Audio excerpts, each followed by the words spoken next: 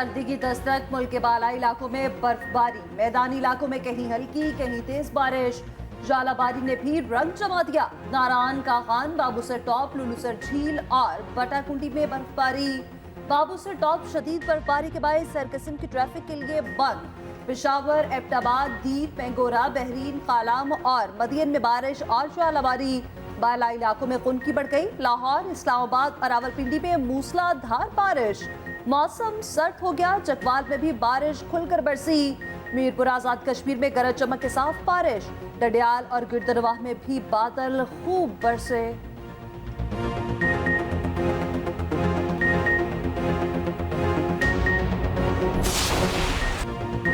आइन और कानून चीफ जस्टिस की ख्वाहिशात के ताबे नहीं। ऐसा हुआ तो आइन की बालादस्ती और कानून की हुक्मरानी के लिए तबाहकुन होगा। हम मास्टर्स नहीं बल्कि आइन और आवाम के नौकर हैं। चीफ जस्टिस को आइन और कानून से आगे नहीं बढ़ना चाहिए। प्रैक्टिस एंड प्रोसीजर केस की समाअत में चीफ जस्टिस काजी फायज ईसा के रिमार्क्स। कहा, एक्ट के जरिए चीफ जस्टिस के साथ 2 को पायलट ही लगाए गए। हम अपने साए और को पायलट से घबराते क्यों हैं? सवाल यही है, पार्लियामेंट इस कानून साजी की मजाज है या नहीं? सदर supreme court bar Abid Zubairi ने कहा, आइन इस मामले पर पार्लियामेंट को कानून साजी का इख्तियार नहीं देता। प्रैक्टिस एंड प्रोसीजर से मुतालिक कानून सिर्फ सुप्रीम कोर्ट बना सकती है। चीफ जस्टिस काजी फायज ईसा ने रिमार्क्स दिए, पार्लियामेंट ने अच्छी नीयत से कानून साजी की। ये पैगाम ना जाए कोई नया चीफ जस्टिस आकर अपने मुताबिक काम करेगा। ऐसा तासुर और पैगाम जाना तबाहकुन होगा। समाअत आज सुबह 11:30 बजे तक मुलतवी। This is very unfair. My Lord the Chief Justice, this is very unfair.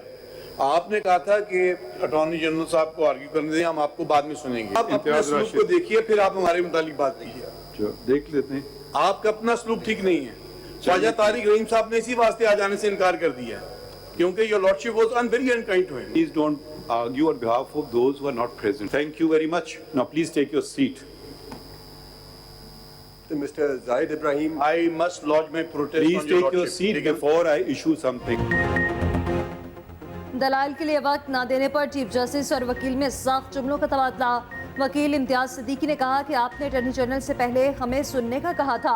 हमें ना सुनना ना इंसाफी है। आप हमारे साथ अपना सलूक देखें। चीफ जस्टिस ने रिमार्क्स दिए कि बंदा बात तमीज से भी कर लेता है।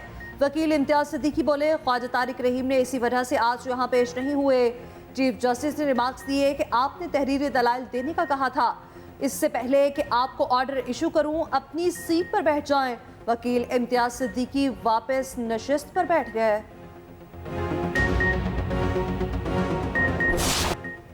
पाकिस्तानी प्रेजेंटर ज़ैनब अब्बास के लिए भारत में ज़मीन तंग। आईसीसी ने बेबसी जाहिर कर दी। पीसीबी भी खामोश।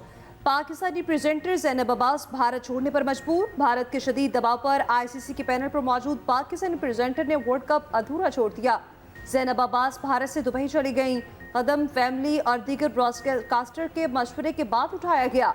आईसीसी ने बयान जारी करके मजीद बेबसी का इजहार किया। कहा, ज़ैनब अब्बास को डिपोर्ट नहीं किया गया, वो ज़ाती वजूहात के बायस भारत छोड़कर गईं। रमीज राजा और ज़ैनब अब्बास आईसीसी की तरफ से भारत में मौजूद थे।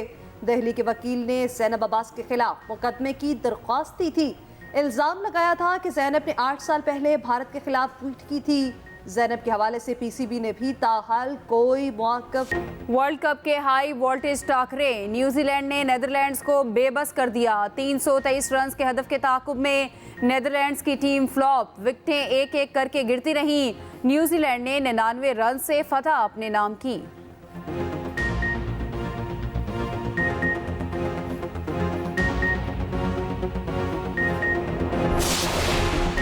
वर्ल्ड कप में कौमी टीम का दूसरा इम्तिहान आज श्रीलंका के साथ जोड़ पड़ेगा। कौमी टीम की जमकर प्रैक्टिस, खूब हाथ पांव खोले। उधर पाक भारत मैच के मजीद 14,000 टिकट्स हाथों हाथ बिक गए। मैच 14 अक्टूबर को अहमदाबाद में खेला जाएगा।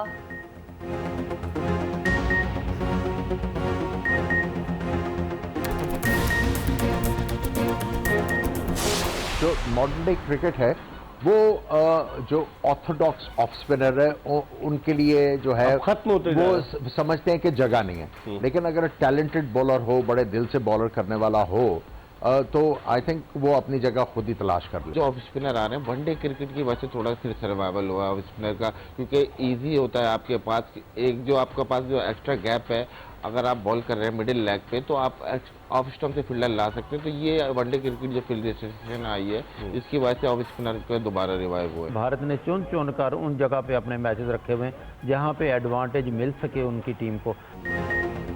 बड़े मुकाबलों की बड़ी ट्रांसमिशन, एक्सप्रेस न्यूज़ पर हर मैच पर तबसरे और तज्जिए, माया नाज स्पोर्ट्स तज्जियाकार और नामवर खिलाड़ी खुसूसी ट्रांसमिशन का हिस्सा।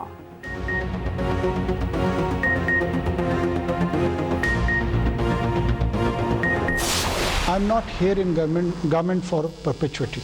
मैं कोई क़यामत तक यहाँ नहीं बैठा हूँ। हमें पता है हमारा स्टैंड जो है ना उसने ख़त्म होना है और बहुत जल्द होना है। इस कम दौरानिए में हम क्या कर सकते हैं? तो हम भी अपने इस छोटे से दौरानिए को इस्तेमाल कर रहे हैं कि हम डेमोन्स्ट्रेट करके दिखा सकें कि आगे आने वाली कोई भी इलेक्टेड हुकूमत हो, to give them a model कि यार ये तो हो सकता है 4 महीने में इन्होंने कर लिया था या 5 महीने में इन्होंने कर लिया था। तो जिनके पास लंबा मैंडेट, अवाम का मैंडेट, वो क्यों नहीं कर सकते? मेरे पास 2.25 माह रह गए, हम सिर्फ इलेक्शन कराने आए हैं। निगरान वज़ीर आज़म अनवारुल्लाह काकड़ की सीनियर सहाफ़ियों से गुफ्तगू, कहा मेरी गुफ्तगू पर मुसलसल बातें की जाती हैं, मुझे वज़ाहतें देने की ज़रूरत नहीं। तहरीक इंसाफ लीगल जमात है, जो लोग ठीक हैं वो कानून के दायरे में रहकर इलेक्शन लड़ेंगे। मैं मुगल बादशाह नहीं जो कहूँ कौन इलेक्शन लड़ेगा कौन नहीं। हम किसी को फेवर देंगे ना किसी के लिए इदारा जाती मुदाखलत होगी। पाकिस्तान सिर्फ उन अफगान बाशिंदों को निकाल रहे हैं जो रजिस्टर्ड नहीं। फ़लस्तीन पर हमारी ख़ारजा पॉलिसी पहले दिन से वाज़ेह है। मशरिक़ वस्ता में अमन का क़याम 2 रियासतों के क़याम में मुसव्विर है। नवाज शरीफ मुल्की तरक्की का आजमूदा ब्रांड है, जब सब फेल हो जाते हैं तो नवाज शरीफ आता है। नवाज शरीफ एक बार फिर ठीक करेगा। मरियम नवाज की तंजीमी ओहदेदारों और कारकुनों से गुफ्तगू, कहा कारकर्दगी में हरा ना सके तो झूठे इल्ज़ाम लगाकर मैदान से निकाल दिया। नवाज शरीफ को निकालने वाले खुद निज़ाम से ही निकल गए। सदर मुस्लिम लीग नून शहबाज शरीफ कहते हैं नवाज शरीफ की वापसी मुआशी मजबूती की तरफ अहम कदम साबित होगी। नवाज शरीफ का मीनार पाकिस्तान पर खिताब कौमी नस्बुल-लैन तय करेगा। नवाज शरीफ ने मुल्क को बहरानों से निकालने के लिए हमेशा तारीखी किरदार अदा किया। अपनी सुनहरी रवायत दोहराएंगे, अवाम को मुश्किल से निकालेंगे। साइफर केस में 17 अक्टूबर को फर्द जुर्म आयद होगी। ऑफिशियल सीक्रेट एक्ट अदालत ने तारीख मुकर्रर कर दी। जज अबुल हसनात जुल्करनैन ने अडयाला जेल में केस की समाअत की। रिमार्क्स दिए कि फर्द जुर्म के साथ तमाम सरकारी गवाहों की तलबी होगी। चेयरमैन पीटीआई का चालान की नकूल वसूल करने से इनकार। जज ने अदालती इख्तियार इस्तेमाल करते हुए नकूल तकसीम कर दी। तहरीक इंसाफ के वकला का कहना है कि हमने नकूल तकसीम की कार्रवाई में हिस्सा नहीं लिया। अदालत के यकतरफा इक़दाम को हाई कोर्ट में चैलेंज करेंगे। उधर जज अबुल हसनात का अडयाला जेल का दौरा, चेयरमैन पीटीआई को वॉक के लिए इजाफी जगह फराहम करने की इस्तदा मंजूर। जज का दीवार गिराकर जगह बढ़ाने का हुक्म, बागीचे तक रसाई मुमकिन हो सकेगी।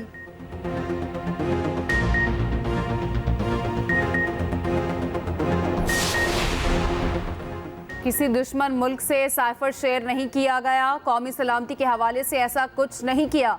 चेयरमैन पीटीआई के वकील के साइफर केस में दरख्वास्त जमानत पर दलाइल, कहा ऑफिशियल सीक्रेट एक्ट 100 साल पुराना कानून है। इस एक्ट के अंदर किसी जगह साइफर का जिक्र नहीं। अब इसमें तरमीम करके साइफर को शामिल किया गया। इस तरमीम का इतलाक साइफर केस पर नहीं हो सकता। ऑफिशियल सीक्रेट एक्ट में तरमीम चैलेंज की जा चुकी हैं। मजीद समाअत 12 अक्टूबर तक मुलतवी। उधर 9 मई वाक़यात के जेल ट्रायल का फैसला, जना हाउस, अस्करी टावर और थाना शादमान हमला केसेस जेल में सुने जाएंगे। इंसदाद दहशतगर्दी अदालत के जज अरशद जावेद रोजाना समाअत करेंगे। जेल ट्रायल का नोटिफिकेशन जारी।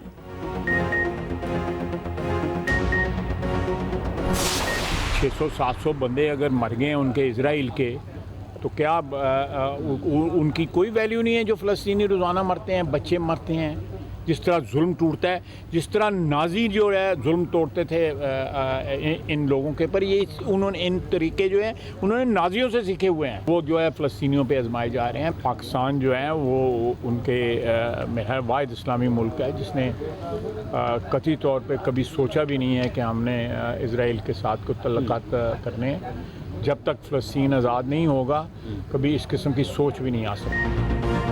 यूक्रेन जंग की मजम्मत करने वाले फ़लस्तीन जंग पर खामोश है। यूरोपीय यूनियन की फ़लस्तीन और कश्मीर पर मुनाफ़कत सबके सामने है। यूरोपीय यूनियन एक दहशतगर्द मुल्क की हिमायत में बयान दे रही है। साबिक वज़ीर दिफा ख्वाजा आसिफ की मीडिया से गुफ्तगू, कहा आज़ादी फ़लस्तीन का हक है, पाकिस्तानी अवाम की मोहब्बत फ़लस्तीन के साथ है।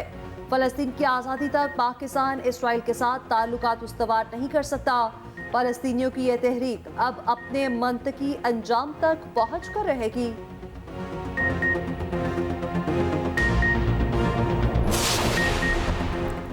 खैबर पख्तूनख्वा में एमडी कैट टेस्ट दोबारा लिया जाएगा। पेशावर हाई कोर्ट ने महफूज फैसला सुना दिया। सूबाई हुकूमत का 6 हफ्तों में टेस्ट दोबारा कराने का फैसला बरकरार। फैसले में कहा गया JIT ने एमडी कैट टेस्ट में बड़े पैमाने पर नकल बेनकाब की। काबीना के फैसले के मुताबिक 6 हफ्तों में शफाफ टेस्ट का इनेकाद यकीनी बनाया जाए।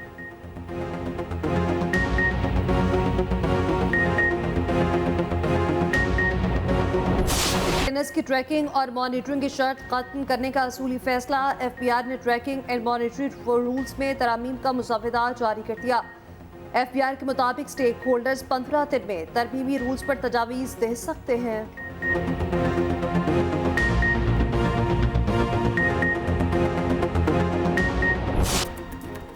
और पाकिस्तान समेत दुनिया भर में आज ज़हनी सेहत का दिन मनाया जा रहा है। पाकिस्तान में हर चौथा शख्स ज़हनी सेहत के मसाइल से दो चार है।